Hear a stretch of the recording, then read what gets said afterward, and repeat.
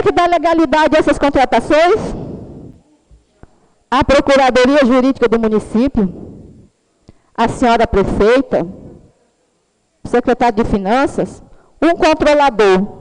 Então, senhor presidente, eu quero aqui convidar a Procuradoria Jurídica do município, na pessoa dos 2 procuradores, procurador Felipe, procurador Valadares, e o controlador Jorge Inácio, que seja encaminhado um ofício para eles, para que eles venham nesta casa, que eles venham nessa tribuna, nos explicar o que é que está acontecendo. Quem deu legalidade para essas empresas lesarem nosso município, levarem o dinheiro público e abandonarem as obras aqui no nosso município.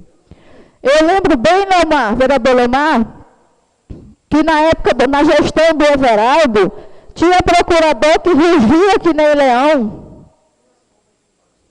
Mesmo sendo procurador do município, massacrava, o prefeito massacrava a gestão. E hoje, mia que nem um gatinho, que ninguém vê, ninguém fala nada. Será que está todo mundo recebendo uma pontinha?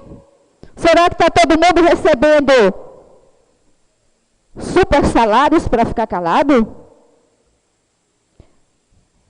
Então, eu solicito que venha a esta casa os procuradores, que nós temos 2, doutor Felipe, doutor Valadares e o controlador Jorge Inácio, que seja enviado um convite, que eles venham a essa casa explicar para a população de Brasileia quem deu legalidade, qual é a legalidade, que providências foram tomadas com essas empresas que estão lesando o nosso município.